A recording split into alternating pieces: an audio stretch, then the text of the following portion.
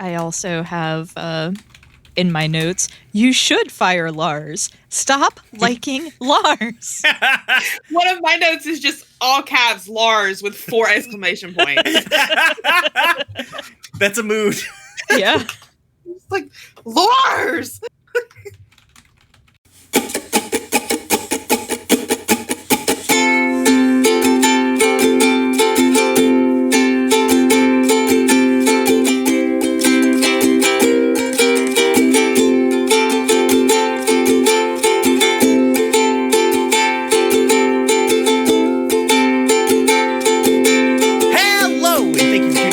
Space Rocks, a Steven Universe watching podcast where we watch Steven Universe.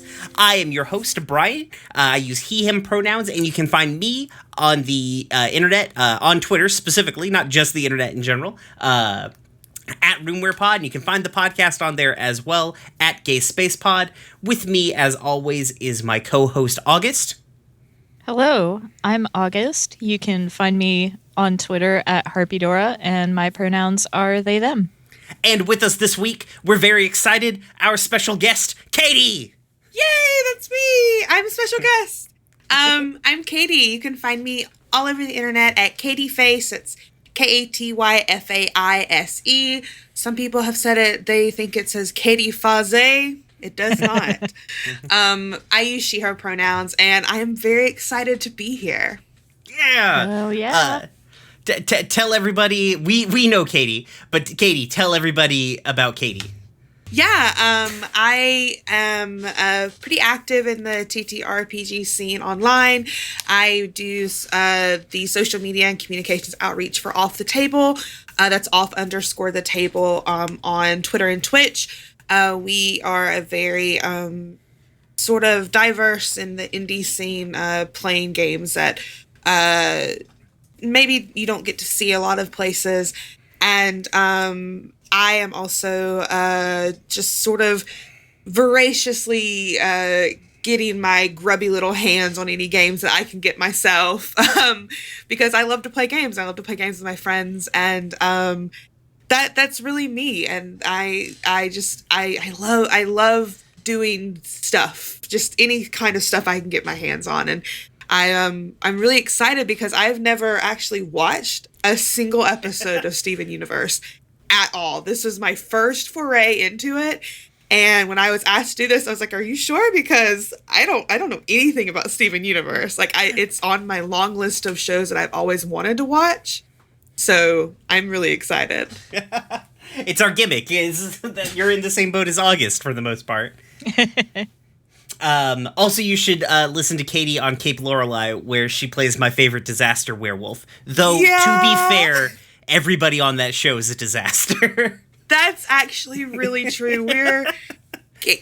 We have a sister show, East Cedo Beach, where they're their own form of disaster, but Cape Lorelei takes it up to a new level that it is. If you like urban shadows and you like disasters, Cape Lorelei should be your thing.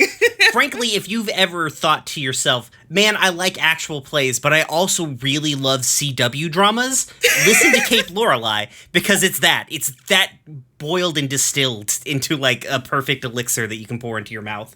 Yeah, it's a mess. Alrighty, so usually we start everything off by asking if you've watched any cartoons, and when we say cartoons, we actually mean any sort of media. So have you watched any cartoons lately, Katy? Yeah, I'm a big fan. I actually just binged She-Ra. I really loved She-Ra. I thought it was a great show. It was one that was on my list, and I finally watched it. I am also a really, really huge fan of Kipo and the Age of Wonder Beast. Woo, love that really good show. It's so good. I love the music and I love the storytelling. I love that Scarlemagne is just Dan Stevens living his best life. If you know, like Dan Stevens from Downton Abbey. I did not realize that was him, and then learned that was him giving the voice to Scarlemagne. And I was like, okay, this is the best day of my life, learning who voices Scarlemagne. But yeah, I really love that show. So yeah, I'm a cartoon lover. I love them a lot. Wonderful. This we come to our other weekly reoccurring segment of shaming August until they watch She-Ra.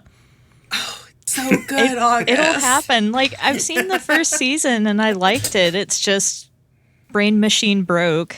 I get it. Brain machine go brrr. Yeah. August, have you watched any cartoons? Actually, since last we talked, Anya and I watched, it was either like the first 2 or 3 episodes of Kipo. Oh, nice. And it's cute. I really like the art style a lot. The first episode was very off-putting to me because I get really frustrated depending on how like the whole world-weary veteran plus naive youngster trope is played out.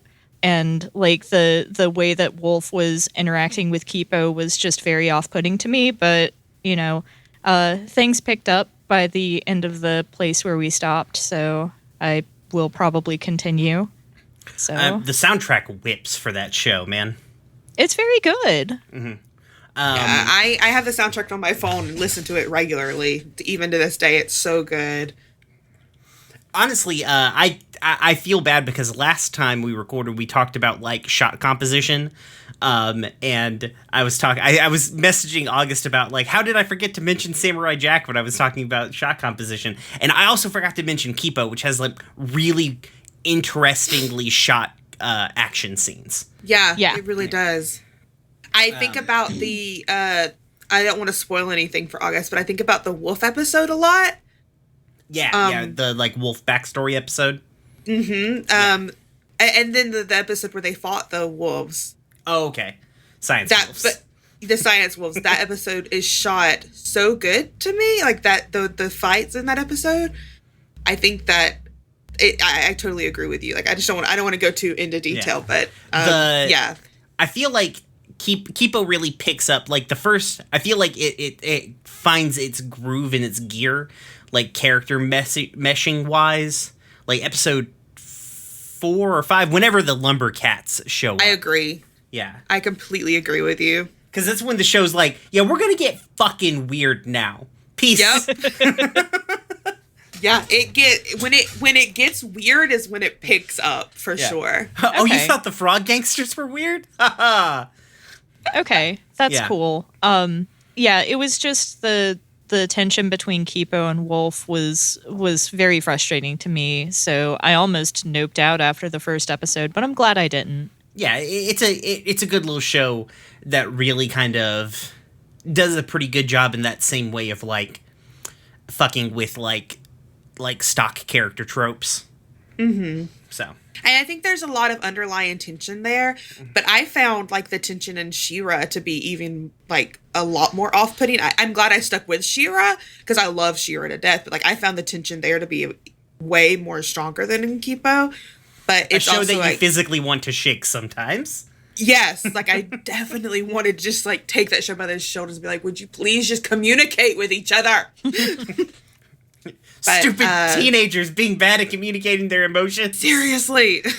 What? But I think that like there's a lot of underlying tension in Kipo that it just I stuck with it because like Kipo is just so wholesome and pure and she wants things to work out, and that was knowing that was there made it a lot easier to swallow, I think. Okay. I guess I've watched things. I honestly haven't watched a whole lot of things. I keep watching ahead, trying to figure out when things happen in Steven Universe and making myself cry, so that's cool. I don't know why I just keep immediately picking the episodes that make me cry. Yeah. So that's fun. Also, I don't know if it counts as media, but I've been like doom scrolling Reddit and Twitter, so that's been August has to live with me sending them terrible things all the time. Yeah, I think that's fair for probably a lot of people just been doom scrolling lately because what else is there to scroll through? It's just a lot of doom. Yeah. I've mostly been like going through specifically like searching Steven Universe on Twitter because I'm like, how do I engage with the fandom of Steven Universe? And then like scrolling through the Twitter, I'm like, fuck them. Michael Jordan gif of like fuck them kids, but it's like Steven Universe fans. Or fandom, not fans. You can be a fan of Steven Universe and still be cool. And not be in the fandom. Yeah. I had to learn that being a Tumblr user. I had to learn that really, really quickly when I was a Tumblr user. Yeah, it's true. We need to Wayback Machine the Tumblr. I feel like that's where we're gonna get all the good juicy content. August. Oh, for sure. You're probably right. It's just I'm scared to go there, even though like I'm more of a Tumblr nut than you are. I'm scared to go there for fear of like major spoilers. Oh, that's true. Also, ever since, was it Google that bought Tumblr? Tumblr's layout and the way that it works now is just not good anymore. It's not user-friendly searching. Like it used to, like searching tags and stuff is not good anymore. I wonder if you could limit things by using the Wayback Machine. I mean, maybe. It just depends because like Tumblr gives you the option of choosing whether or not your blog will be indexable by search spiders. So it's entirely probable that for some blogs you could, other blogs you wouldn't be able to. I didn't know that Tumblr did that. Yeah. Yeah, you can make if option if you're searchable or not. Oh, interesting. Yeah. But it's weird that because it was the owners of WordPress that bought Tumblr off of Verizon, and it's weird that it doesn't handle tag searching that well, because you'd think it would. That's fair. Cool. That's basically, I've been fighting, I watched The Mighty Ducks. Does that count as a cartoon? Well, I mean, did you watch the Mighty Ducks cartoon where they're all like anthropomorphic ducks fighting crime in hockey masks? No, I didn't, unfortunately. I watched the Mighty Ducks, the one where Emilio Estevez saves a small hockey team. I don't know which one of those two things sounds more outrageous. I mean, I remember media. I remember that movie being really entertaining when I was younger, although I'm sure it hasn't aged well. You know what? There are parts of it that aren't great, but there are parts of it that it's still. I feel like it still holds up. I watched it with Shannon's kid, and he's an actual 12-year-old, and he found it engrossing as hell. I mean, that's about the age I was when I saw it last, and I fucking loved it. So yeah, so like there's some shit like it's weird that Charlie, like the main kid on the team, is constantly trying to get his mom laid. Like he's the best little wingman. Though to be fair, it is Emilio Estevez, so you know, like he's just trying to do his mom a solid. Yeah, that's fair. It's also a weird thing that I noticed is that like there are two girls on the team, and it's never a plot point. They're just there.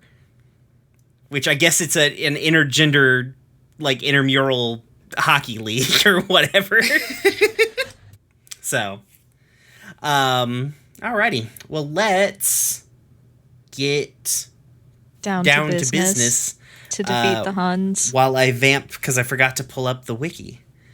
Da, da, da, da, da, da. We could always sing the Big Donut song. We'll get to it. I'm sure we will sing the Big Donut song. Don't worry. Anya's groaning showed up on my waveform when I said that, by the way. Good. I'll isolate it and amplify. It'll be like it's CSI, but for audio, like enhance. Anya. At the Big Donut, they make the world go. I don't know if you can hear that I can hear on that, Discord. Yes. I heard it. Yeah. Okay, so we are covering episodes 19, 20, and 21, Rose's Room, Coach Steven, and Joking Victim. First up is Rose's Room. The official synopsis. Steven's desire for some alone time unlocks a new room in the temple that answers his every wish.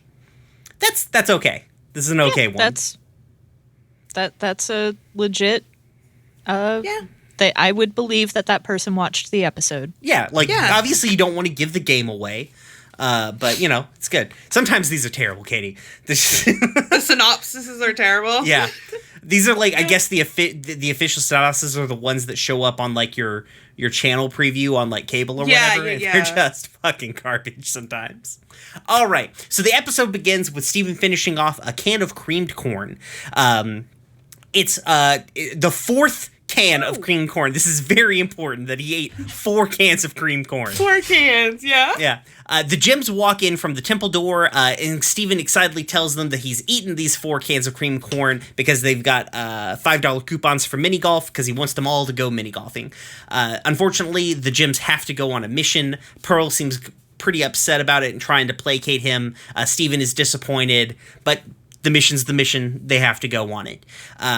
Steven, after that, decides he wants to play Golf Quest Mini, which I didn't realize was the name of the game until reading this, which is a turn-based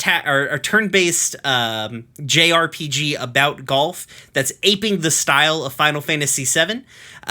It's very interesting. He stays up all night playing the game.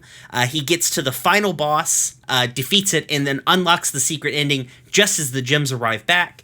The Jims are excitedly trying to tell him about the Wailing Stone that they discovered, though Steven is really trying to watch this secret ending. Amethyst activates the Wailing Stone, which destroys the TV, upsetting Steven. Steven has a bit of a blow-up at the Jims, wanting a place where he can be alone. His gym glows, activating a door in the temple. Unlocks his mother's room. Steven runs in at the protest of the Jims, where he finds basically an endless expanse of clouds. The endless expanse of clouds answers every one of Steven's desires. When he asks for a bed, it makes him a bed. It makes him a slide, a parachute, a tiny whale, and finally he asks to see the ending of his game. He sees it. It's very good. And Steven decides, well, I'm kind of hungry. A donut appears. Steven tries to eat the donut. It doesn't work. Steven asks for a real donut. A new donut appears. It's still, in fact, a fake donut. So Steven says, well, I guess I'm going to have to go out for donuts. And the door appears. Steven exits into Beach City that is empty. The house is empty. Beach City seems empty. He arrives at the Big Donut, but Sadie and Lars are acting strange. They aren't talking as Steven tries to get a hold of them. They act very robotic and weird. And Steven gets kind of creeped out when they kind of hand him donuts and then fly the fuck away. So Steven runs out after them, claiming that he hadn't paid yet. He runs into Onion, who kind of is just Onion. He's acting exactly how Onion acts all the time. And he travels, going through the city. It's very eerie. It's empty. Everything is kind of creepy. He comes across Frybo at the Fry Shack, and it gives him the bits, and then it gives him the bits again, and gives him the same bits over and over again. Steven runs away scared to the beach where he finds creepy Connie spouting creepy lines. Everybody appears on the beach, except they're not moving, and they have the weird distant camera face. And then Steven is consumed by water and appears at the car wash after asking for somebody to explain things to him. Greg walks out. He's very comforting. Steven tells the whole story to Greg. Greg gives him some fatherly advice. Steven continues lamenting. Greg gives weirder fatherly advice. Eventually, Steven realizes that he's in a simulation. He's been in a simulation the whole time. Beach City disappears. Steven is falling through space. The whale asks him what he wants, and he says he wants to go back to the Jims. He's expelled from Rose's room to the Jims. They comfort him about the experience and say that they finally get a chance to hang out. Steven gets everything he wants. Star wipe, the end. So, for the audience, my first note here is 4 cans of nightmares, because I don't hate cream corn. I want to go on the record to say that I don't hate cream corn, but I do hate the idea of eating 4 cold cans of cream corn. Yeah. See, on the complete opposite, my note was 4 cans doesn't seem like a lot. Oh. Meanwhile, I really like cream corn. Meanwhile, my first note is poor Steven and his latchkey kid syndrome. Oh, I eventually get there. But this episode does open with him just eating a bunch of cream corn, which it does remind me of my mom working and me being left home alone and just going to the pantry and like, well, what's in this can? that is What can I have for dinner tonight? That is a lot of Steven's general culinary experiences, I would imagine.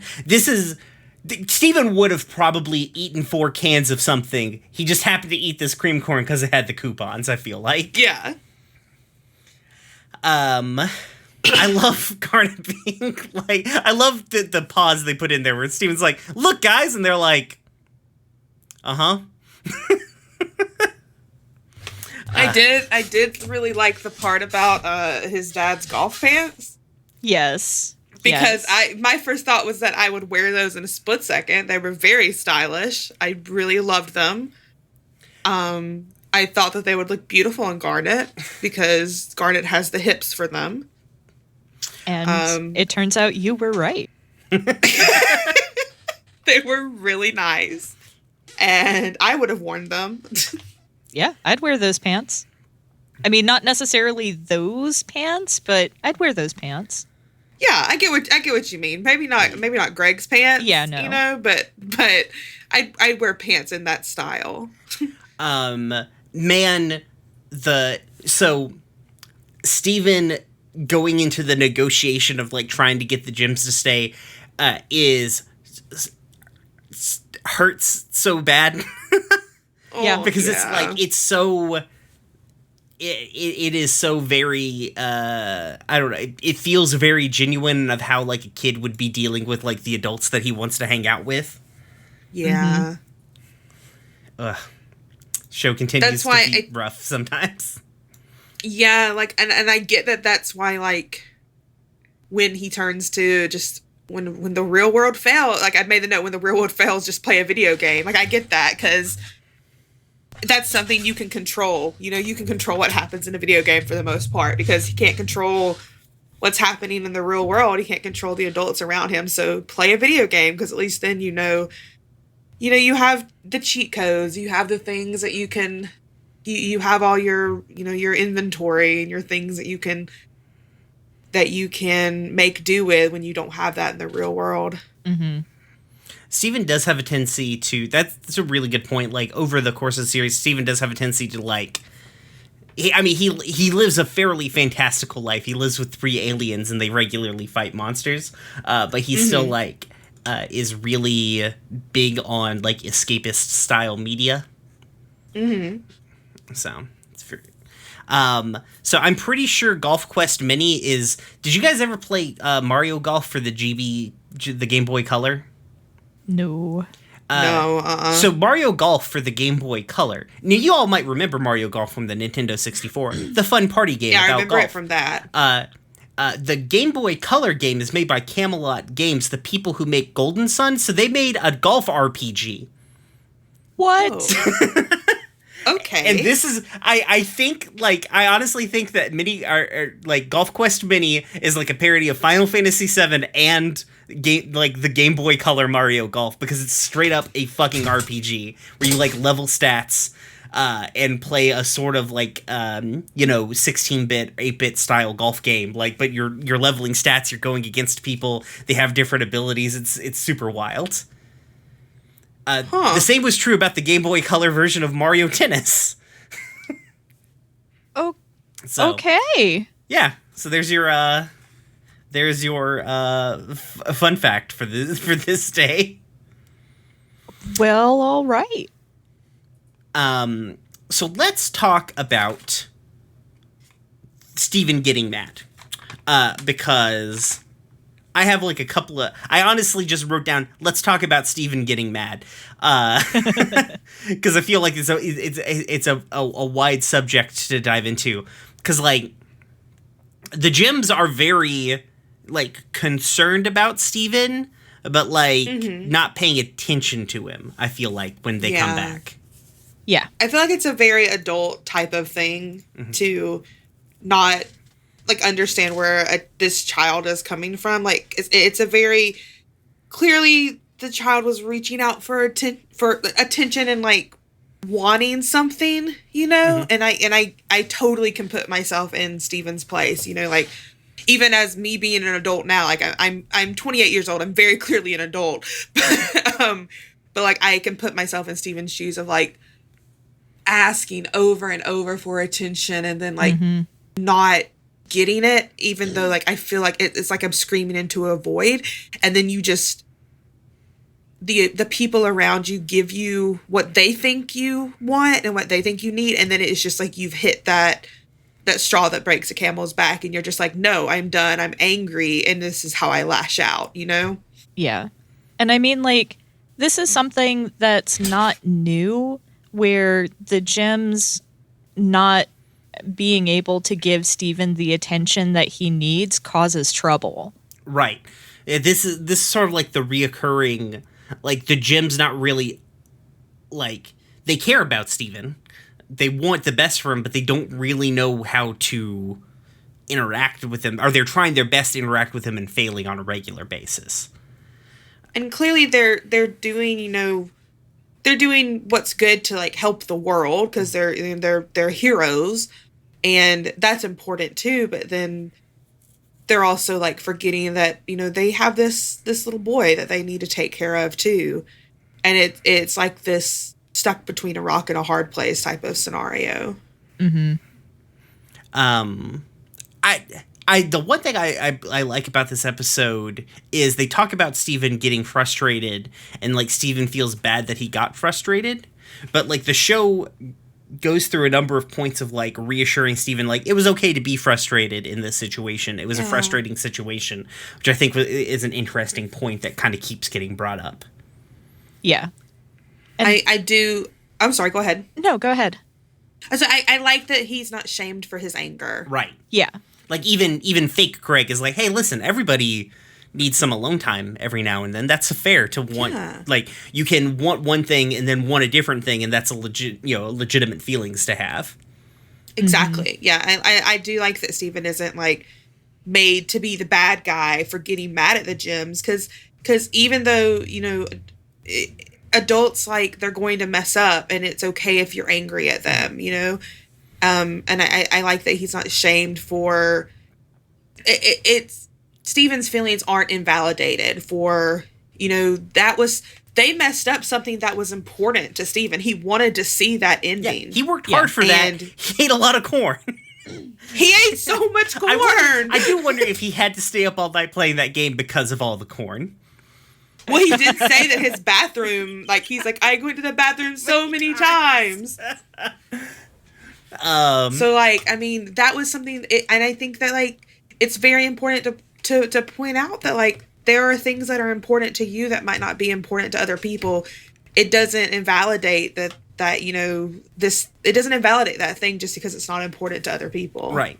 I think on the flip side, it's interesting that they also don't paint no one's really the bad guy here. It's just a miscommunication and people not understanding each other well enough. Because, like, the gyms, they apologize because obviously they're the adults in this situation. They should have a little bit, they should have more control or be a little bit more aware. But, like, they're just doing their best. Like, the gyms are always just doing their best. They're not, like, their best is sometimes not the greatest, but, they're trying. Yeah. So it doesn't help that they're really disconnected from humanity in general. So let alone, Steven is not only human, but he's a young human, and they are already really bad at regular humans. So, Well, it's weird because when they show up initially, like, this is like a really, like, the initial bit of this is like a really easily transferable situation, like, for its target audience. Because, like, the gyms, they're like, we know we promised to do this thing for you, but we got to go do this important thing, which is the same thing as the parent being like, I know I told you we were going to hang out today, buddy, but I got to go into work because, we have bills to pay. I got to make money. My boss called me. I have to go, Yeah. And so that I thought that was that was nice. So we move into Rose's room. My first note about Rose's room is I would die for this whale. Mine was, oh my god, tiny floating whale. Mine was Steven has such a pure imagination. I want that fucking whale. I'm glad that we're all on the same page about this whale. We Yes. love this whale. So do you guys think do you think the ending to that game is the actual ending of the game, or what the room thinks that Steven wanted the game to be? Oh, I didn't even think about that. I thought about that. I think that it is what Steven thought that ending was, because the room only seems to be able to pull from, like... What Steven knows. Yes. So I think that's what Steven thought the ending would be like. Yeah, I didn't even think about that, so I definitely can see that being that's what Steven wanted it to be and what he would imagine it to be, so that's what the room gave him. Mm-hmm. August had a very good note at this point in the show. Wait, I did? Yeah, I give you a donut.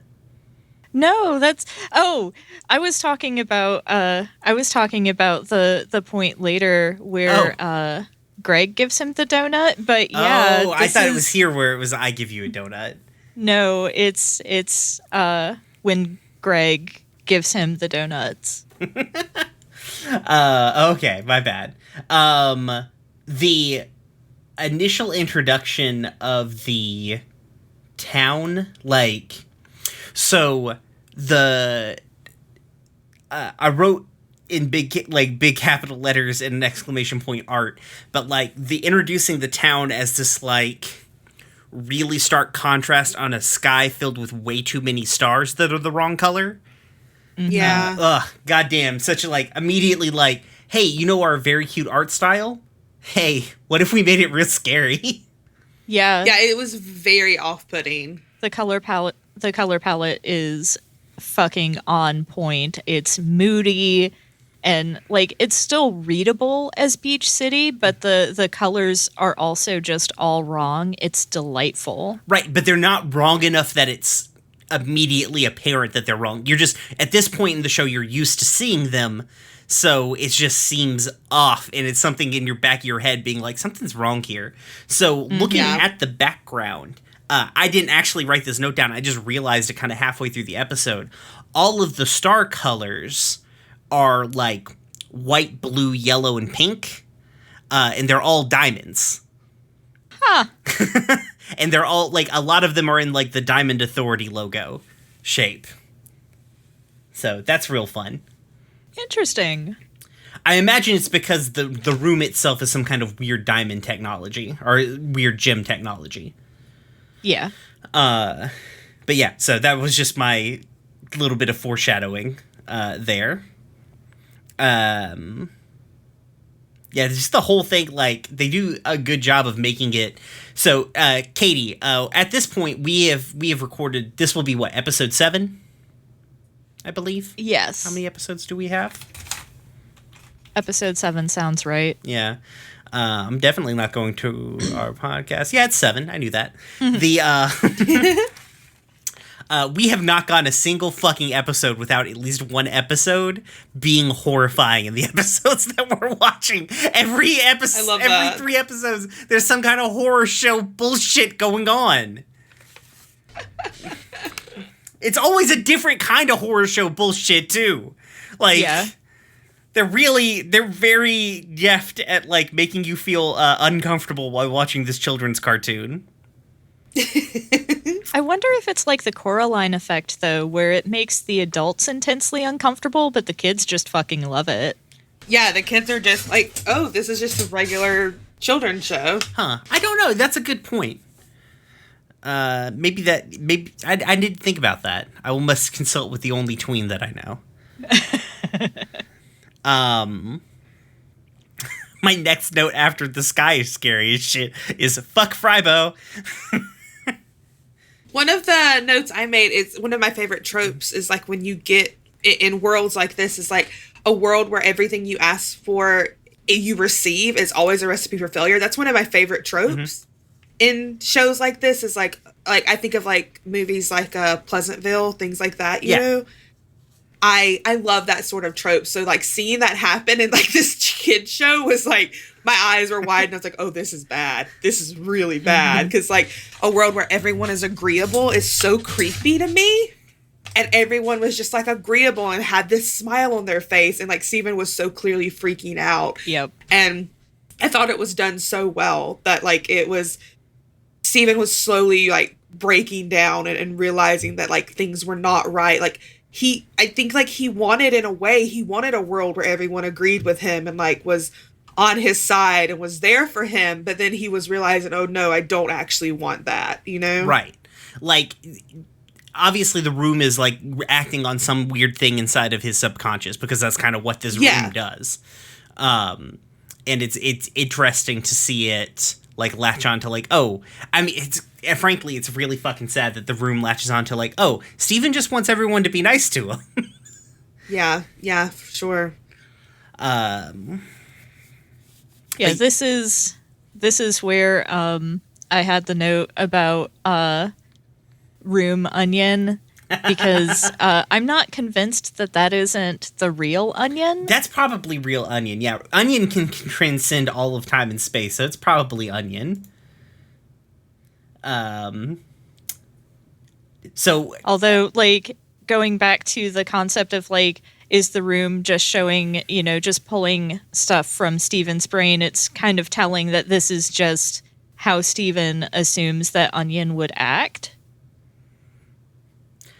Right? Or that, like, the room could not pull anything from Steven's brain because onion is an enigma. It's true. Well, maybe onion can exist in multiple places at once. Like it's like, like you see, like, you create the image of onion and it becomes onion, you know? Jesus Christ.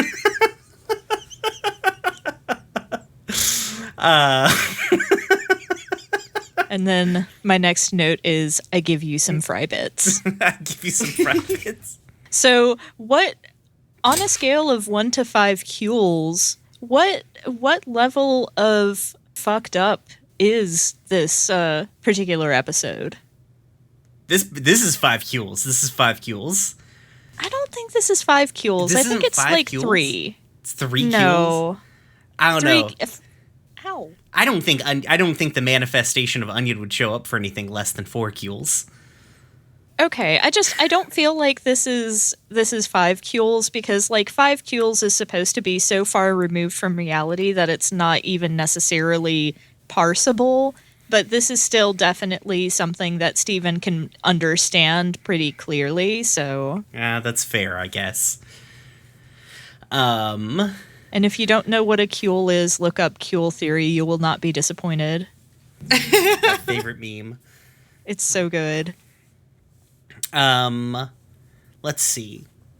I like the like tension build then relief of, like, him going up to the car wash, because it would be easy for a show to, like, build to a crescendo, then break, then, like, Steven goes home, everything's okay, you know? And then they regularly do this where they subvert the idea of, like, the character getting a clean lesson of the weak style resolution. Because this isn't this is what, the third time they've done that sort of thing? At least. Yeah. And I find it interesting that they continue to do that. And I feel like it's a way of just, like, now I believe it's intentional to, like, be like, hey, no one's going to tell, like, you have to figure out what's going on. Like, if you're going to navigate the world, you've got to figure out the world on your own. Like, people can give you advice and everything, but, like, you don't necessarily, like, sometimes that advice isn't good or isn't coming from a genuine place, and you've got to start sussing things out on your own. Yeah. I do feel like I was a little let down with how Steven figured everything out. I feel like it was a big climax and just sort of, just a nothing that happened there. Like, the well just asked, what do you want? And then I don't know how to really put it into words. I feel like it just sort of figured itself out on its own. Well, if that makes sense. What's a really as the person with the future knowledge, what's really interesting is the whale is voiced by the voice actor who will voice Rose Quartz. I thought See, so. that's what I was. Yeah. That's what I was wondering if that was who voiced Rose. Yeah. And we come back to the room a couple of times, and it seems like the room has some level of sentience or knows about Rose because, like, Steven is Rose or something like that. So that may have been... Yeah. That may have I had been a question. that. Yeah, go on.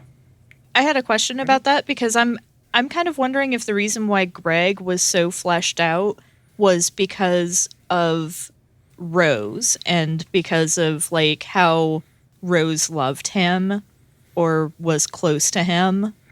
Right, the room can build off of both like Rose and Steven's experiences with Greg.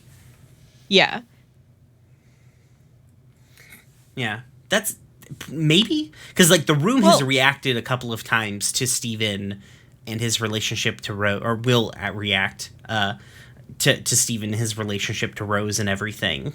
And it's because how I kind of saw the whale is like either Steven's subconscious or like the, you know, whatever is left of Rose inside of Steven's gem being like, all right, time to protect the boy. The boy he needs protecting. Yeah. So that was fun. I like that the gems, I mean, we've kind of already gone over this, but like when the gems are apologizing to Steven, I think that's really good of them kind of owning up to being like, hey, we kind of fucked up. We're sorry. Yeah, for sure. Hey, how does time work inside that room? Because to me, it didn't seem like a lot of time passed on the outside. Yep. So I don't think time moves in a linear pattern inside that room. Nope. No. Maybe it was because of the presence of Onion. I don't know. Also, once again, Amethyst jumps at a chance to inflict damage upon Pearl. It's true. Bite Pearl. Bite her hard. Garnet is so good. Steven just like immediately bites Garnet, and she's like, "Ow." Hey. I love Garnet. I really love Estelle. I grew up listening to Estelle's music, and I strangely have never heard Estelle talk. And I always knew that Estelle voiced Garnet. And so just hearing Estelle's voice was like just put in this place of like chill relaxation. Just her voice was so calming to me. But then literally in the back of my head would just be humming American Boy the whole time. Yeah, Garnet is just very good. Yeah, I really enjoyed Garnet. The pants do look good on Garnet. They really do. And it's just so nice that she was willing to do that. Right. Cool. Do we have any other questions or comments about this episode? I also love the fact that Steven just like fails, not fails to get the point, but like intentionally avoids stating out loud what the message of the show should be. Right. Because like the point of that isn't that Steven always gets what he wants. Absolutely not. Right. But, you know, that's what he shouts at the end, where usually the episode lesson would be summarized. Right, exactly. And it's in fact the opposite of that. Like, yeah. Steven got everything he wanted, and it was terrible. It was a horrifying nightmare. It was so terrible. Yep. Like, getting what you want was not good. It was creepy. Okay. All right. Moving on to our next episode, episode 20, Coach Steven. I'm getting bad today at the thing. Clicking the Wikipedia. All right. The official synopsis. After seeing Garnet and Amethyst fuse into the powerful Sugalite, Steven is determined to become super strong. It's in the ballpark. Yeah, It's I okay. mean, 5 out of 10. yeah. Maybe they were like doing laundry or something and had it on in the background. I mean, this is the episode that I had the least amount of notes for, so I can sort of see that. The episode begins with Garnet, Amethyst, and Pearl and Steven warping to the former Crystal Gem Communications hub. Pearl explains that it's releasing bursts of electromagnetic interference and it needs to be destroyed, inciting a confused response from Steven. I don't know what that means. I'm sorry, I kind of read the official plot synopsis that's on the Wikipedia instead of writing one, because I'm a monster. Garnet tells Steven that the tower is hurting television, which incites Steven to attack the tower. Amethyst kind of transforms into a kind of like a super rip buffed version of Steven, telling him that he needs to be this strong to take down the tower, and punches it, though it does a little damage to the tower. Pearl is like, Amethyst, we can't do that, and she's very smug about it, and it's good. And Amethyst sighs and agrees, and Pearl says that they need a plan, but Garnet decides that they just need power to do it and asks Amethyst to fuse with her. Oh, there was like a weird ad down in the corner of this Wikipedia, or this like wiki about cats 2019, and it threw my whole train of thought off. It's like a video ad. Like the movie Yeah, Cats? It was a video ad for some kind of streaming service, and then there was Rebel Wilson as a cat, and it just destroyed me. Oh God, no! Wasn't an ad for the butthole cut? which is the only version you should watch.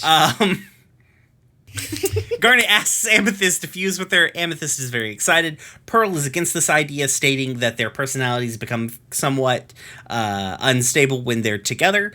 Garnet is like, listen, we just need to be big and fuck this thing up. So they begin their fusion dance. Pearl is sort of embarrassed, but I think partially sort of just like jelly about the whole thing. But they fuse into Sugalite, who is a giant four-armed, honestly looks what a giant version of Amethyst and Garnet fused together would look like in your head. Voiced by Nicki fucking Minaj. Wait, what? That was Nicki Minaj? It sure is. I didn't. Oh my God! Fun fact: what? Sugalite never comes back for a reason. Because they got Nicki Minaj as the voice actor, and then they could never afford her again. The fuck? So Sugalite begins destroying the tower, much to Steven's excitement, but she's way too rowdy. Steven gets hit with a rock. Pearl's like, fuck this shit, we're out.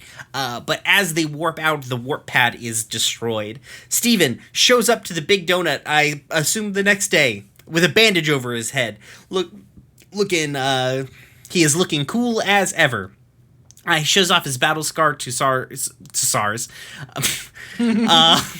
Lars and Sadie, who they kind of laugh at him because he was putting on about how bad the scar was. He's like, I do need to toughen up. So they all decide to work out.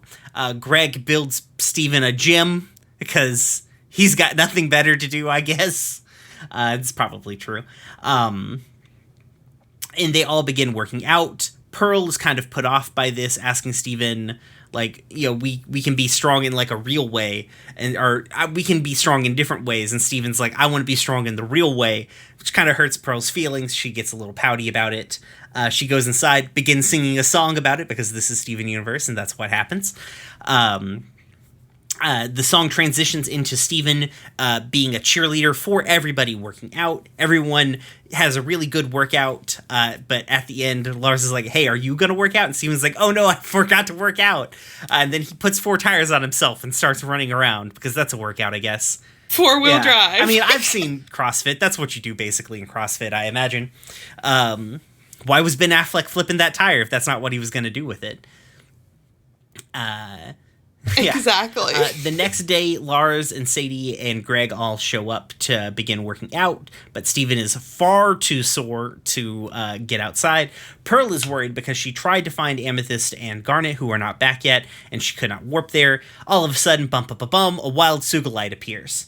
She's very mad because she got left behind, and she's been... Amethyst and Garnet have been Sugalite for too long. Sugalite's getting real rowdy. Pearl begins fighting Sugalite. Sugilite almost hurts Steven and Greg.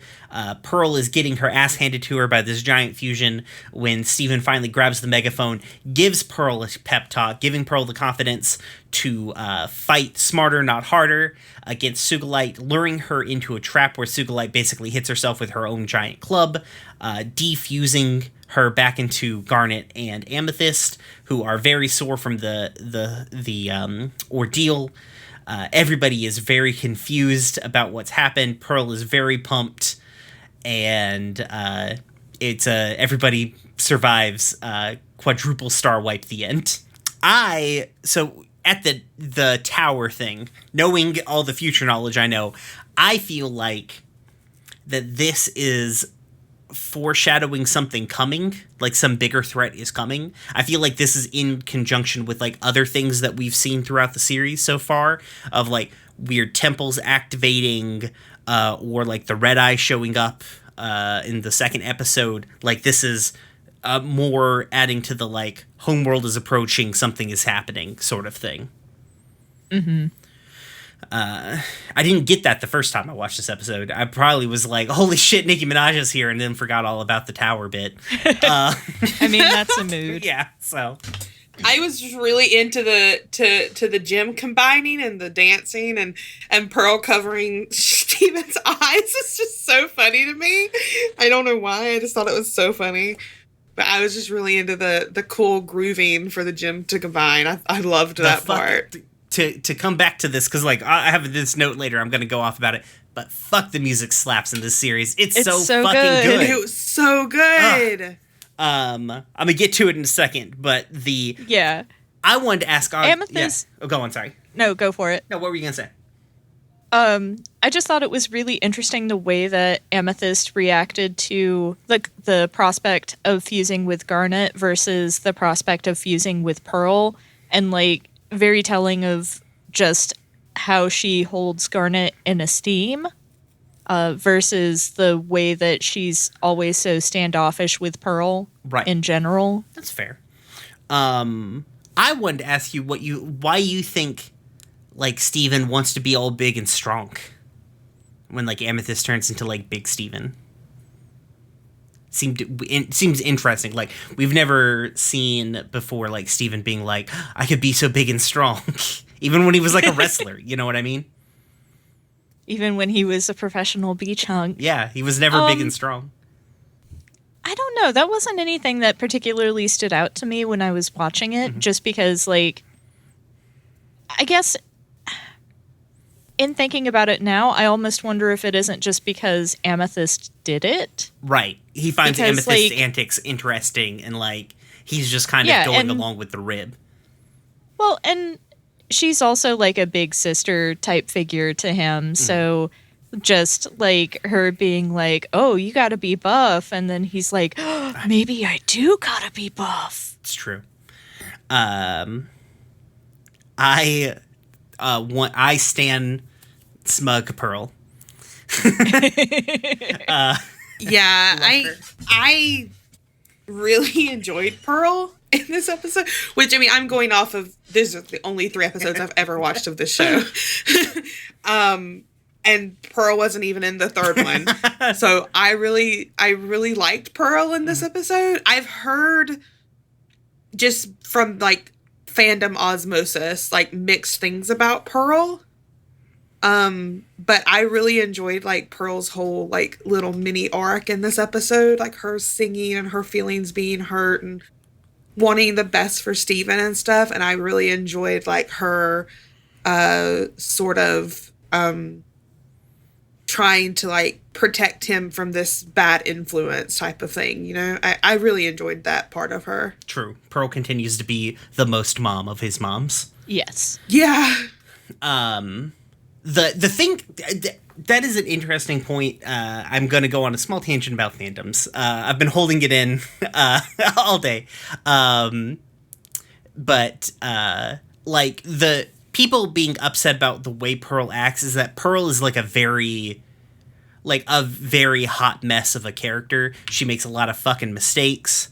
She has a lot of like issues bubbling under the surface that we get to see a very small amount of in this particular episode.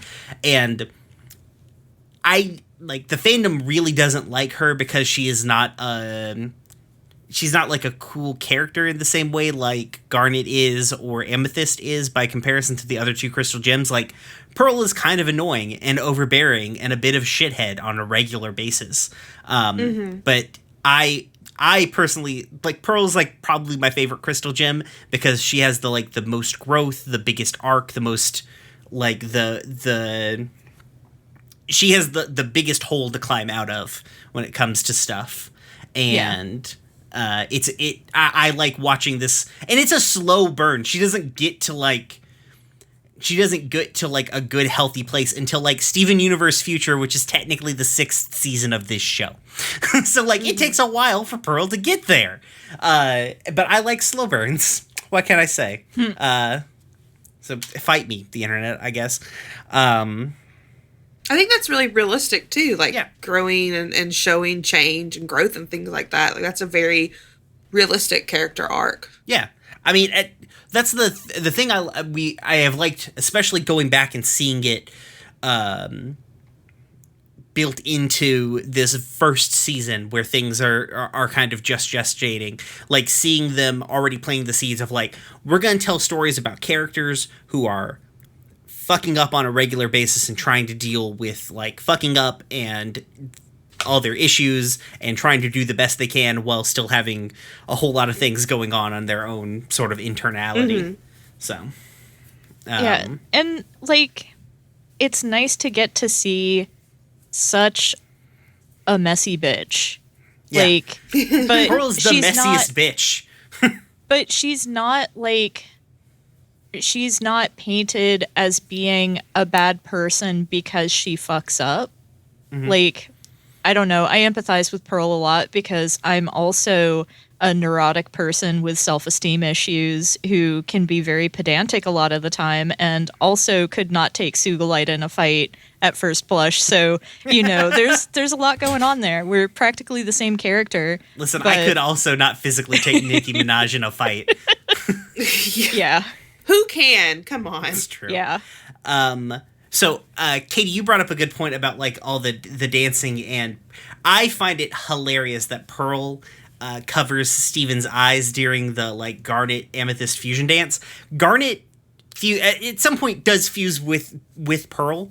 Spoiler alert: the show has the thing that you expect it to happen, but Garnet consistently has the fuckiest fusion dances. Yeah. Yeah. I love that. Like, Pearl basically straight up gives Garnet some, like, fuck me eyes during their dance, where she's, like, being, like, this, like, cute little ballet dancer thing on her half of it. And it's like, oh, okay. Oh, Pearl. Oh, Amethyst was bad, Pearl. Okay, I get it. I actually, to be perfectly honest, I liked the track that was under Garnet and Amethyst's fusion dance, but as things progress, I feel like they had this animation, and then the composers had to make music to this animation, which I don't think is how things happen later in the series, because it didn't feel quite as synced up as some of the fusion dances later on in the series are. Yeah. But Sugilite's track fucking whips. Yes. It's so good. I do want to jump back a little bit, just because the lighting during the fusion dance is phenomenal. It looks so good. Agreed. But I actually, so like knowing what I know about fusions in general, like, yeah, Pearl covering Steven's eyes is, you know, it's kind of funny and all, but like, I wonder how that reflects on how she views fusion in general, just because it's like, it's my understanding that fusion isn't really necessarily a sexual thing. A lot of gems fuse that are not in any sort of like romantic relationship. Right. But like that implies that it's not something that she would necessarily have to cover Steven's eyes for. So, I mean, yeah, okay, Garnet has a very fucky fusion dance, and so we, the audience, can project that onto her, but also like looking at it diegetically, how does she feel about fusion in this moment that she thinks that it's not something Steven should be watching? Well, I think it's interesting because the people that we see, so we eventually kind of see Pearl fuse with everybody because that's how the progression of powers in anime work. But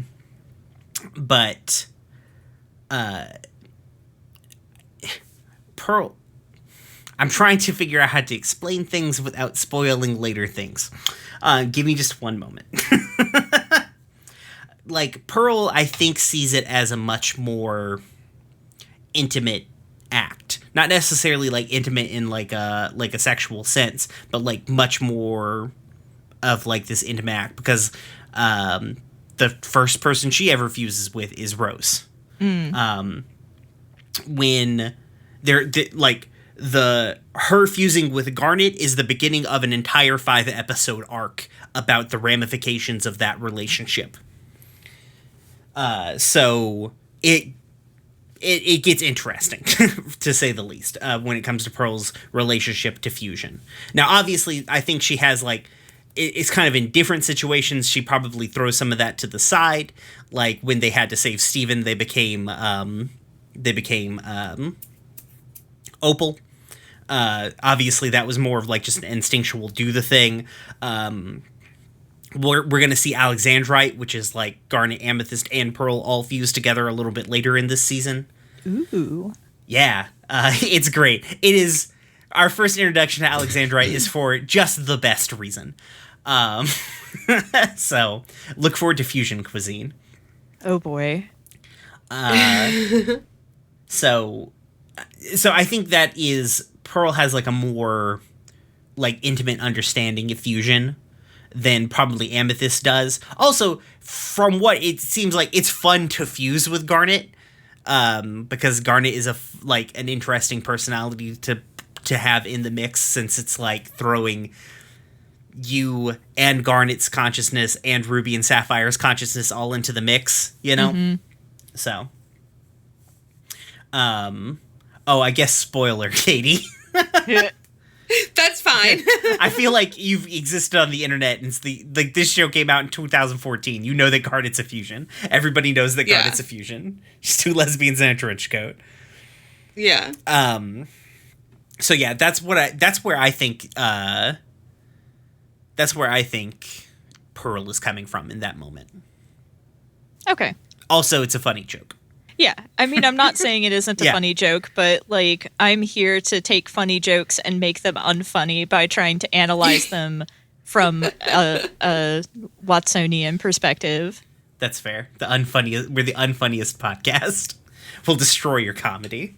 Hey, I did destroy that joke that one time. It's true. Listen, we come at jokes like a fucking shark comes at a steak. We're gonna tear them apart. We're gonna leave nothing in our wake. Nothing. My next note after this is Nikki! Exclamation point. Even now, I still can't believe. When did Monster come out? Let's see. 2000. Okay, so Monster drops 1 year after this. Damn. Okay, that would make sense. That is why they can afford Nicki Minaj right now. Yeah, because Monster shot her up. Blew her all the way up. Because, like, this is 2014. They probably recorded in 2013 or earlier, 2014. This was, like, bedrock Nicki. Yeah. I think this is, like, when did Super Bass come out? Is this even before Super Bass? Fun fact. Super Bass was 2010. Okay, so she's still, like, kind of a pop artist, but she hasn't hit, like, full fucking stride yet. Fun fact, Kanye almost didn't put her verse into that song because he was pretty sure that she was going to put everybody else to shame, and he was fucking right. Yeah. Oh, yeah, he was 100% right. Now, I still feel like, we're going to get into... do you ever listen to that Table Friends spinoff podcast where they were ranking Kanye West songs and then Kanye West, like, imploded and they had to stop? One song only? I listened to the first couple of episodes, but then dropped it and was going to come back and pick it up later. And then Kanye West exploded or imploded. Yeah, they just stopped doing that podcast. Yeah. But yeah, they have. I feel like the second half of Jay-Z's, like once he gets past listing types of monsters, that verse gets really fucking good. Agreed. Yeah. Agreed. But it's not wall-to-wall fire like Nicki Minaj's verse is. No. But I get where you're coming from. Did y'all ever? This is sort of on topic. Did y'all ever listen to Lil Wayne's rock album? Yes, it's terrible. Yo, yeah, I'm not saying it's good, but I just remember. I remember because I graduated in 2010, and I just remember listening to Knockout because it had Nicki Minaj on it. She was featured on it. And I just remember listening to that song over and over again. And I don't know why. I think it was purely because of Nicki Minaj. And now it's just like this time capsule in my brain that Lil Wayne released a fucking rock album. Let's see. My next notes after Nicki Minaj shows up basically are Lars and Sadie are savage. They destroy a child. Really they destroyed a child. They just fucking bodied him right there in the middle of the big donut. Yeah. He just wanted to be cool for like 5 seconds out of his life, and they didn't give him 3 seconds. No, Steven can't be cool. He's physically incapable of doing it. Also, this is a question I'm going to ask later because I wrote this question down twice and didn't realize it. How old are Sadie and Lars? Actually, let's get to this we'll get to that question in the next episode. That's a much more relevant question next episode. Yeah. I actually sort of had that, like, cause I guess it's because I'm new and I don't know anything about it. Like, what are Sadie and Lars? Like, are they, they're not a thing, clearly, but Sadie wants them to be. Yeah, that will continue to be just a thing for a while. One of the things I've loved about Steven Universe is the level of depth that they give all of the background characters. Like, there was an episode way earlier where Frybo from the previous episode was possessed by a gem shard and went crazy and became a kaiju monster. It was awful. Oh, he bled ketchup and mustard. It was the worst thing in the world. My God. And in that episode, we see a whole bunch of people being attacked by Frybo. And so far, we have gotten spotlight episodes for almost all of them so far. So it's a good time if you're an NPC in the Steven Universe world. Let's see. The gym is pretty fun. How old is Steven? Steven is currently 12, I believe. He's either 11 or 12 right now.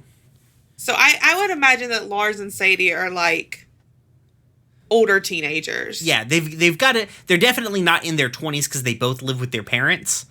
Yeah. But I don't know if they're like 16, 17, 18, in that ballpark. I feel like they're probably like I would say 18, just because like the way that in the next episode Sadie talks about how it was a summer job, but that was 2 summers ago and now she just works there, indicates to me that like they're probably like right out of high school, but they're not going to school yet. Oh, that's a good point. Yeah, because she would have gotten that job when she was probably about 16. Yeah. Yeah, I'm thinking 16, summer job. Yeah. Yeah. I love in response to Greg being like, you want to watch some hot studs work out, and Pearl being like, no, lesbian icon. Yeah. I know. That was she was just completely walked away. How does Greg have those tan lines when he only ever wears the same thing? I know it's part of his character design and stuff, but also, Greg, what are you doing? I kept thinking that too. That's the weirdest character design, and I love it. I have no answer.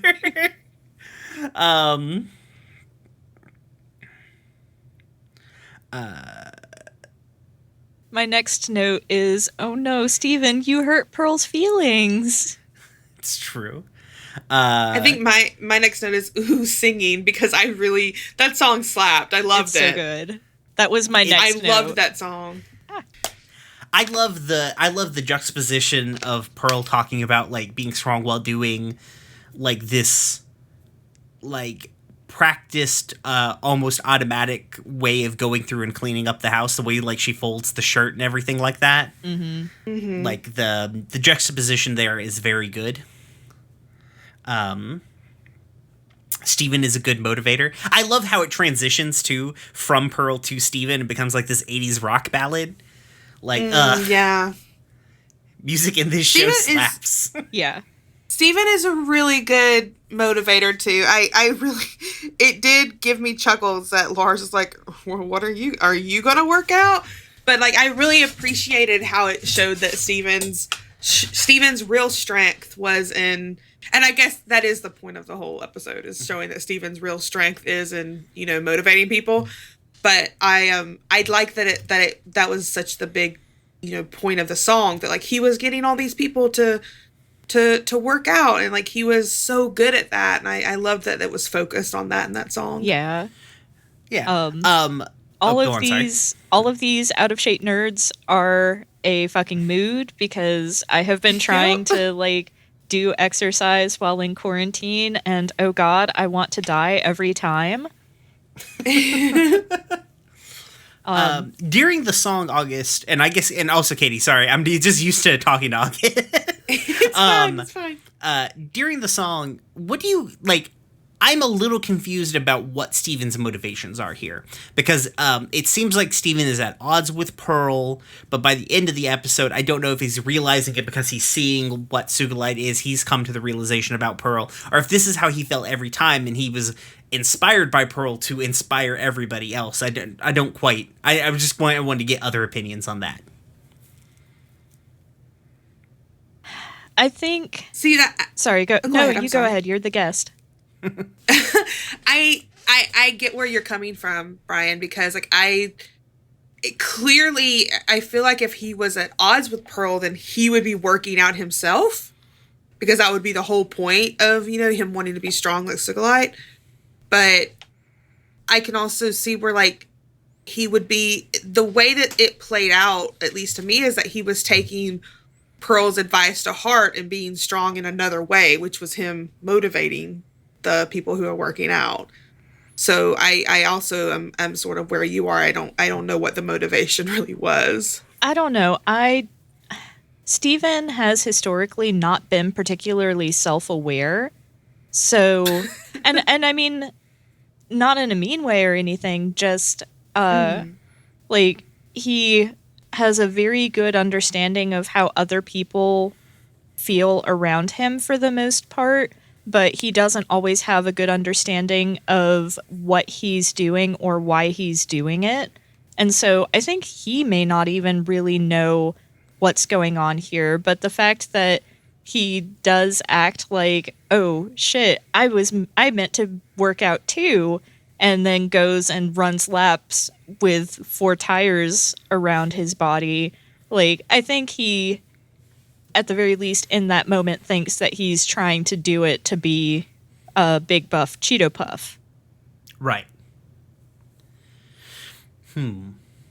Yeah, it's a little, it could be a little clearer, for sure. Yeah. I totally agree. The Sugilite fight's good. Those Pearl feels just like immediately just like, let's break Pearl down as quickly as we possibly can, y'all. Let's give everyone a hint. The depth of this sea of sadness that is I had Pearl. the note that Sugilite is genuinely like frightened me. She was very scary. Like she was a formidable opponent in my opinion. Yeah.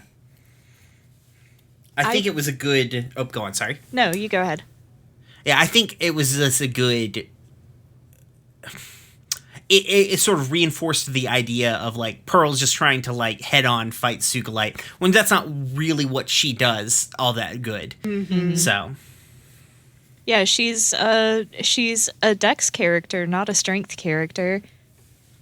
But I want to know how much of the aggro-ness that Sugilite has towards Pearl is Amethyst, and if any of that is coming from Garnet.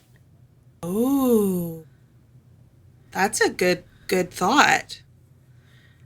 Because, like, I'm always harping on, like, the interaction between Amethyst and Pearl because it's something that I find deeply interesting. Their relationship is very messy in ways that you don't usually see in kids' media.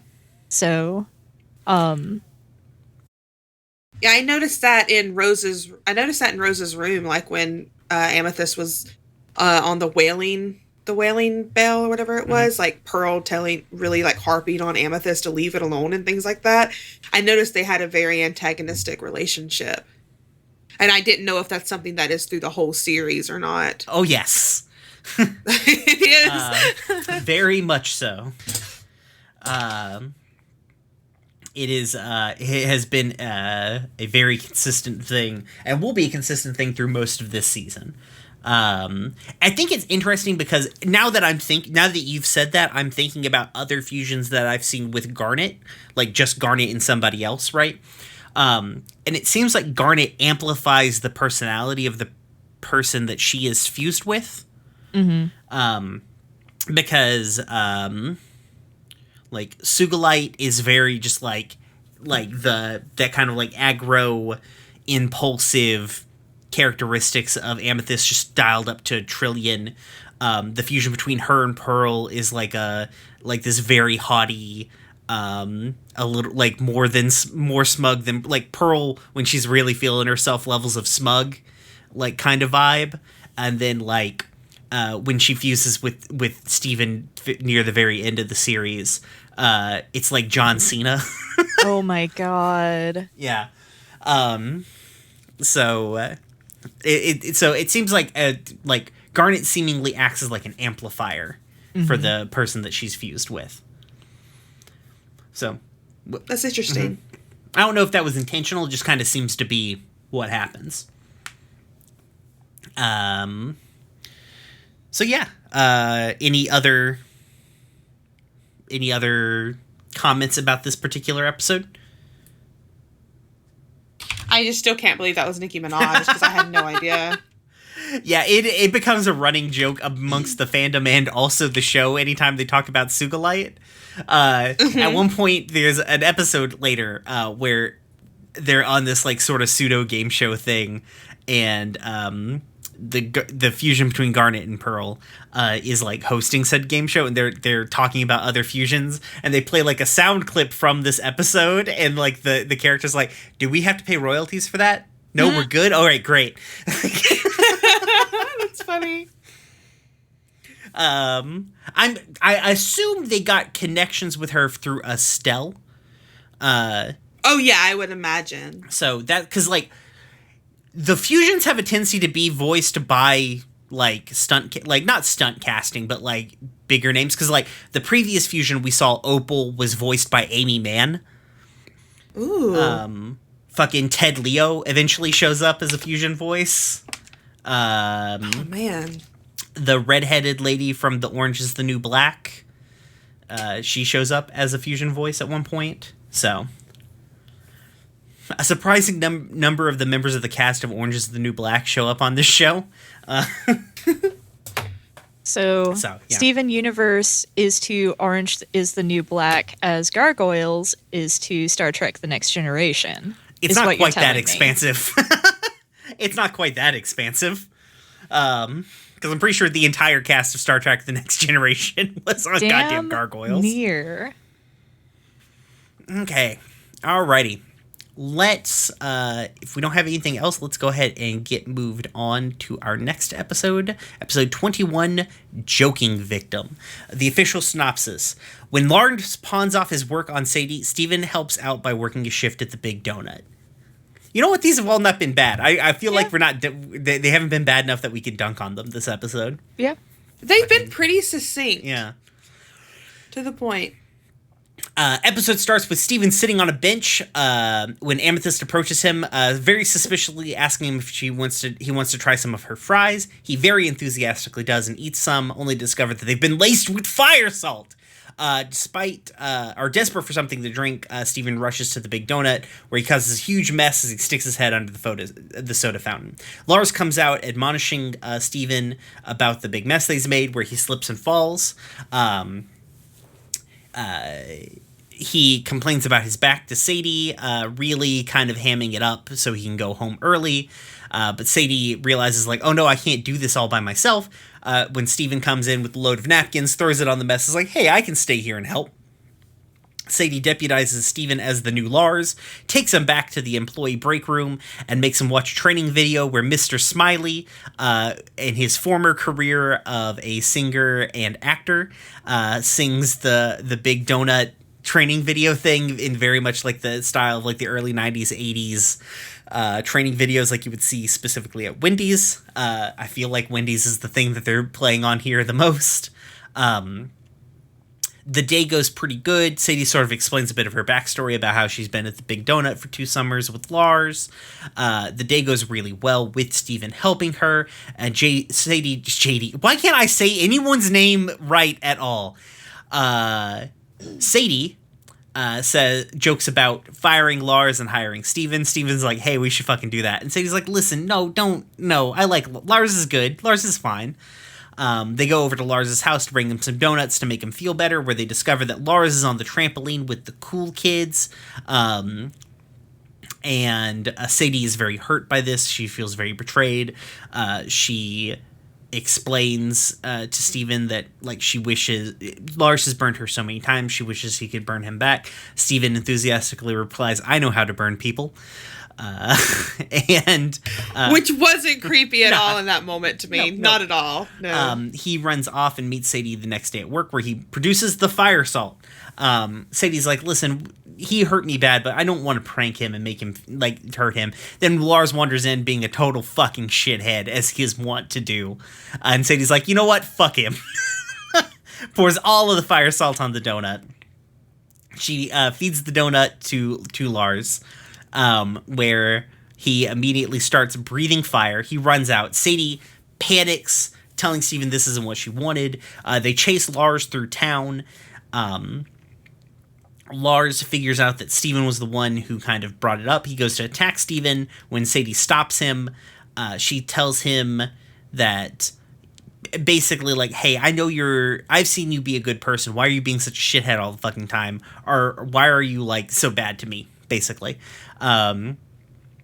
Steven, remembering his training, gives Lars the Heimlich, expelling the fire donut from his throat, where Lars kind of sheepishly apologizes to Sadie. Star wipe, the end. So, I think my first note applies to basically everything in this fucking episode for the most part. Mm-hmm. And it is, don't do that shit to your loved ones, with like 4 exclamation points. It's true. Actually, I said, yo, she said to try, not eat like 100, bro. So I guess we had different takeaways. Mine was, and I can't remember what I was referring to. It's just the accident, and then like 1,000 exclamation points. Was I referring to Lars faking his back accident? His back? No, you're referring to the back incident where there's like an outline of a person charred into the wall. Maybe that's what it's got to be. It's got to be, because right after that is the video. I said this video training portion is so relatable. That's what I've got to be referring to. Man, they just go because like Lars is consistently a shithead, but they go the extra mile to make Lars like extra shithead this episode. As someone who has chronic back pain, I was personally offended. It was just like, how dare you fake that? My next note was, Sadie deserves better, with an angry, frowny face. Sadie deserves better. She really, really does. Sadie is so precious, and I fell in love with her in this episode. She deserves the world. Watching these 2 characters also get a very complex character arc from over the rest of the series, which is fun to watch. So sweet. I So my question is, what's the over-under of the incident being some kind of horrible gym accident? See, the thing is, like, I feel like this is the kind of thing where it's more interesting to me if it's not a horrible gym accident. Yeah, if it was just a completely mundane, normal thing that happened. True, like people get injured all the time over at Funland. Yeah. And we're just never going to talk about that again either, huh? Yep, never gonna talk about it. Do you want to? How like on a scale of 1 to 10, how much is the urge to sing the Big Donut song right now? I hate you so much. God damn it. At the Big Donut. No. It's so catchy.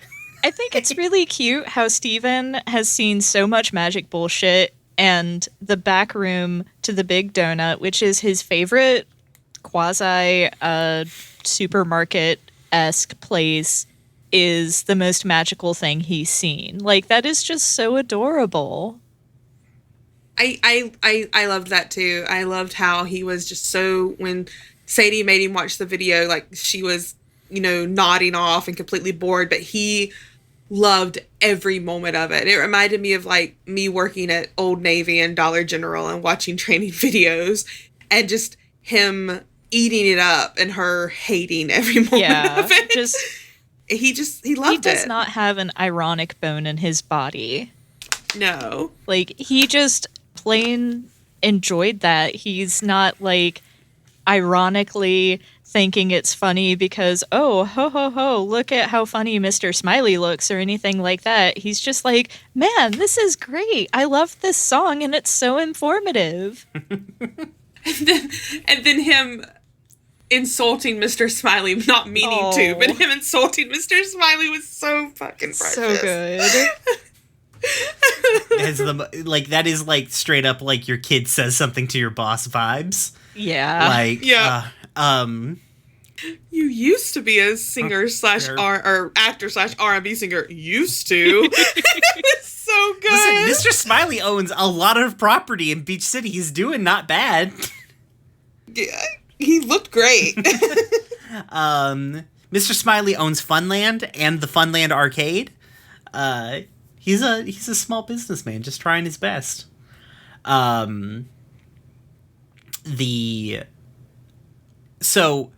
All right. So Sadie's explanation of like the what is it? The something of war, I can't remember.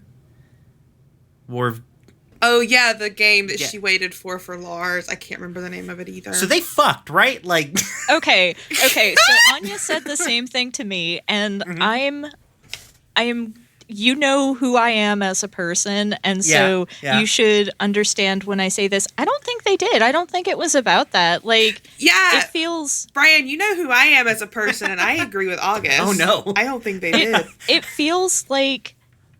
Because, like, I've been in one of those situations where it's like, I have been, like, head over heels for somebody, and, like, I spent a bunch of time with them and nothing happened, but it just meant the world to me to be able to be next to them.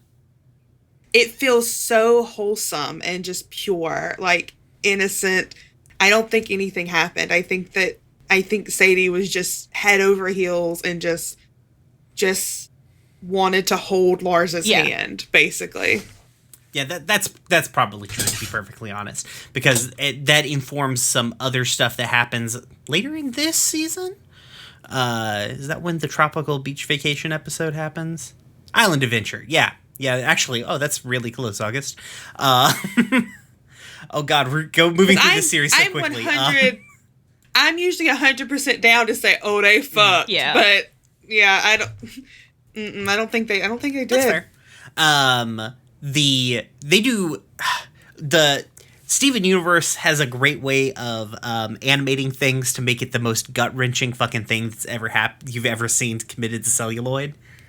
Sadie's ugly cry. Oh my god. Oh my god. I felt that in my soul. Me too. Lars is the second most hated character for a long time in the fandom. Yeah, you should fire Lars. Stop liking You Lars. should fire Lars, yeah. Fuck Lars. Don't fuck Lars. I eventually come to love don't Lars. even. But, like, fuck that boy. Like, get him out of here. Get him out of your life. He's a piece of shit. He's the worst influence in Steven's life. When Sadie saw Lars touch that other girl's shoulders, I was like, oh, how dare you? Sadie is the embodiment of that Tumblr post that's about how you shouldn't push the nice ones until they snap because they will fuck your shit up. Yeah, I agree. I love when Steven shows back up at work the next day and she's like depression eating oyster crackers. Yes, I saw that. Because I noticed that because she had said it was her favorite snack, and I was like, "Oh, sweetheart, just watching sweet angel." What's with the obsession with dog-based media in this show, August? I mean, dogs are good. Like Anya and I are trying to adopt a dog. Dogs are good. I mean, dogs are good. I'm not. Listen, I'm also a noted fan of dogs. Don't. I've been on the record saying dogs good. I also love the line. Oh, go on. Sorry. Real quick, while we're still talking about the oyster crackers, it's nice to see that Sadie is a kind of like heavier girl, but like she's allowed to just fucking eat some oyster crackers, and it's not a big deal. Hell yeah. Eat those fucking carbs. That's literally the best thing when you're sad is to eat those fucking carbs. Yeah, exactly. And Carbs it's just were like, given to us by nature to make us feel better. Hell yeah. It's just really nice to see, you know, she's allowed to eat on screen and she's allowed to eat because she's sad. Yeah, because that's just I agree. what you do when you're sad.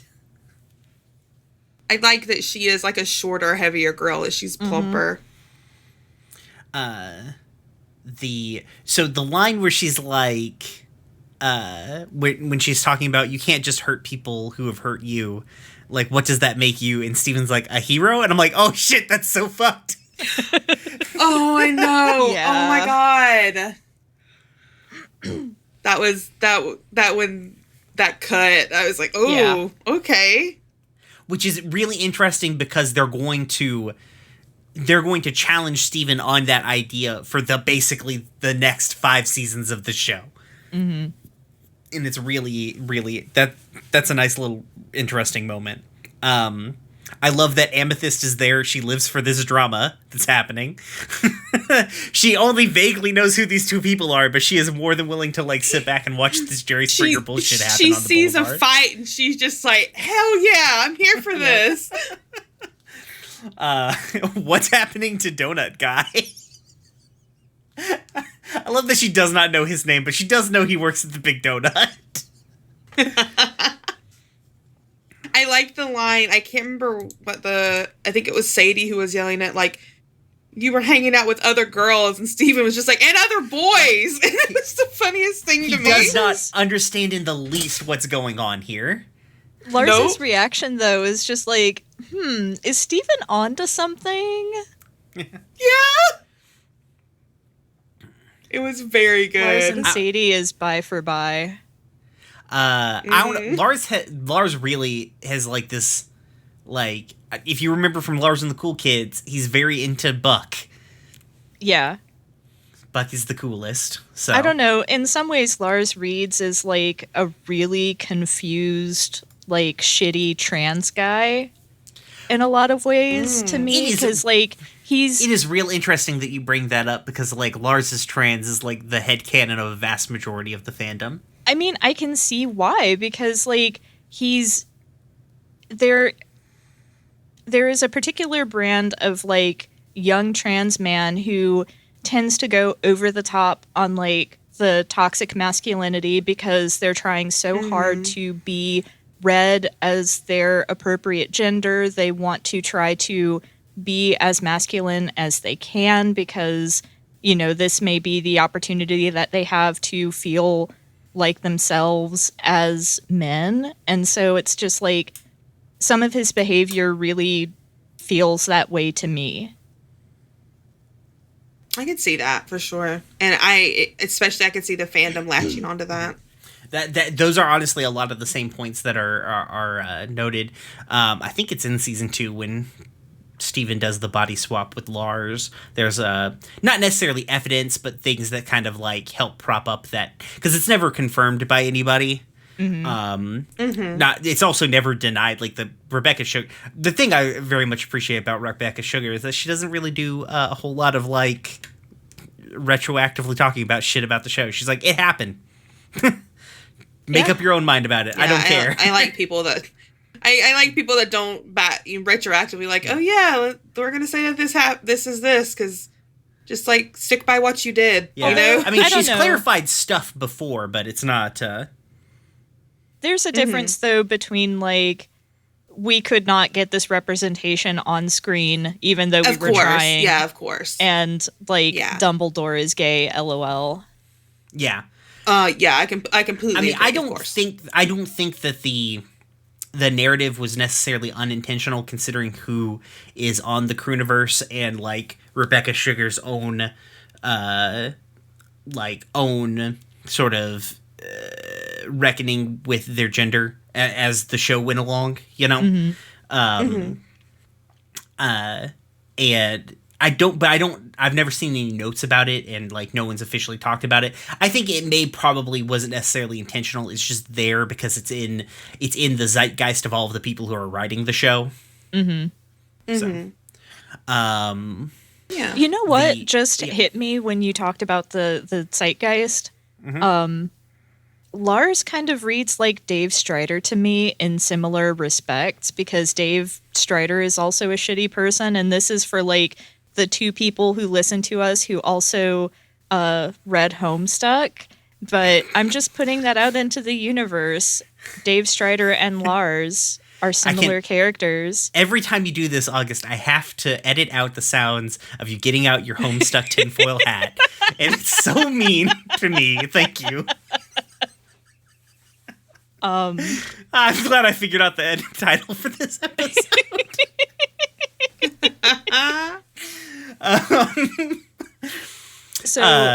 Sorry. I do really think that it's interesting, though, that Steven is trying to take responsibility for what happened. Yeah. Well, I think Steven, honestly, I don't think he's trying to take responsibility for Sadie. I think he thinks that he is responsible in this. I mean, in a sense that he is. He just obviously did not understand what the situation was. He knew that people were upset. He knew that one person hurt another person, but he didn't 100% understand the context of what that hurt was. Steven still has a very poor grasp when it comes to like romantic relationships, it would seem. And I think in a way Steven wanted to be a hero and do good. Like, Lars was a shithead to Sadie. We're going to get back at Lars for being mean, you know? But then it snowballed. Or there were more complex... It was a more complex hurt than he thought it was. Yeah. Because that Sadie talking to Lars... God, Jesus, the dialogue in this show is just like, we're coming at you. This episode was this one was my favorite one out of the 3 that I watched. I really enjoyed this one, especially because of the dialogue. I thought that it was just really poignant. I thought that the dealing with the, especially going back to that one line, what is it? If you hurt someone that hurt you, what does that make you? It's just, that was just such a good line. And I just really enjoyed this episode a lot. It's real interesting because like we've said before, like Steven Universe is like a show for kids that in no way, shape, or form like talks down to kids. Like it meets them at their level. Yeah. It treats kids as equals. Yeah. And I feel like it's like you're not going to get two teenagers, like 18-year-olds who are still trying to like figure out their own lives, having this sort of like weird emotional reckoning with one another in a lot of other shows. Yeah. She-Ra. The I mean, you got there. It took you 5 seasons. But yeah. So, do we have anything else for Joking Victim? I don't personally, but it was my favorite one. Just I wanted to These were 3 real good episodes, I feel like. Oh, yeah. Like, Yeah, especially for me who had never watched any Steven Universe, I really enjoyed these three. I mean, honestly, we're at what, episode 21? I don't feel like we've watched a bad episode yet. No. There are some that are less plot heavy, but they're still good episodes. Everybody out there who doesn't like air quotes filler episodes on Steven Universe. Yeah, I think the weakest was what was the title? I think the weakest one that we've watched so far is Cheeseburger Backpack.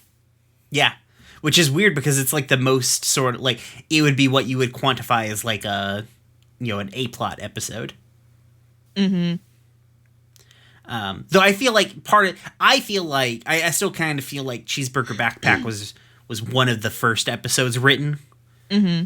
And then it got slotted kind of later in the timeline because it feels a little hiccupy kind of in those first 6 episodes. Kind of feels like they're trying to find their footing for the storytelling. But I mean, that's fair. It's a new cartoon, so. Alrighty, well, that pretty much ends things. There's a new art book coming out for Steven Universe. I might buy it just to have it, frankly. I don't know if we'll go over it because it's talking about a lot of in-game stuff. But I want it. I've seen some links from it. It looks good. So, that's fun. We might talk about that. I sent you an article, August, that you didn't read about Sailor Moon. I did read it, actually. Well, prove me wrong then, I guess. Maybe we can talk about that at some point. Yeah. Because I think our next set of episodes, so next week we are, next episode, we are covering episodes 22, Steven and the Stevens, 23, Monster Buddies, and 24, Indirect Kiss. So we might have a little bit of time to talk about that. I don't know, because if Steven and the Stevens is the episode that I remember it being, yes, it is. Yeah, it is. That's a lot. Yep. It's a lot. It's a lot of an episode. Yeah, let's go ahead and I guess we'll take it to the close at 1 hour 46. Very succinct. That's us. Yeah. Thank you again for coming, Katy. We appreciated having you and talking with you. You're super fun. We love having you around. Thank you for having me. This was awesome. I'm so glad I got to do this. Yeah, it was real nice. Do you want to plug your contactees again? Yeah, like I said, you can find me on Twitter at KatyFace. I do games with off_the_table on Twitter and Twitch. I'm also a curated or a GM for Magpie Games. We run curated games. I run Bluebird's Bride for them. If you're ever interested in playing that, you can play a game of Bluebird's Bride with me, which is very fun. Very dark, spooky, very heavy game, but a very safe environment if you want to ever play a game. That's the kind of Treasure Planet-y, steampunky. Oh no! This is the one where the old story of where you're the bride with the man that sort of whisks you away from your family. Where you all play as one personality facet of this bride, and you all his other brides have gone missing mysteriously. Okay, I was getting confused with Lady Blackbird. I realized that's what I was. Yeah, Lady Blackbird. Yeah. Okay. Yeah. Yeah. Cool. That sounds like a really cool game. It's very fun. It's a very, very heavy game. But lean into safety tools, and you'll be great. You guys should go pay Katy to run that game for you. Everything else I've heard from Katy on Off the Table and all of her other projects leads me to believe that it's a 10 out of 10 experience. Aw, thank you. You can find the show at Gay Space Pod. You can find me at Roomware Pod. Come talk to us about the show. You can find the link to our Discord down in the description. We have a very good community there where we talk about Steven Universe, My Little Pony, the Animorphs, our other tabletop RPGs, one of which is also the Animorphs. You can hear food. You can hear Brian getting more and more exasperated with the various things that have cropped up in the Discord. You can join us and play video games. August and I, on Mondays, we stream video games. Right now, we're going through BioShock. We're on BioShock 2. I remember BioShock 2 being like, maybe BioShock 2 was a bit of a dark horse in the BioShock series. I was fucking wrong. So come listen to me be mad for 3 fucking hours on Mondays until we're through this game. August? I've been August. You can find me on Twitter at Harpydora. You can find my original podcast that I'm from at FTLcast, an actual play podcast. And speaking of ponies, the reason why there's a channel talking about My Little Pony is because my partner and I on October 14th are launching a My Little Pony Friendship is Magic rewatch podcast where we similarly talk about things that are probably meant to be jokes and then take them diegetically and wonder at what the fuck the writers were thinking. Yeah, it's a good time. Cool. Alrighty. Who said our outro last time? Was it you? I think it was you. Okay. Well, you can do it this time. Okie dokie. Well, remember everybody, be like Cookie Cat and leave your family behind. Peace.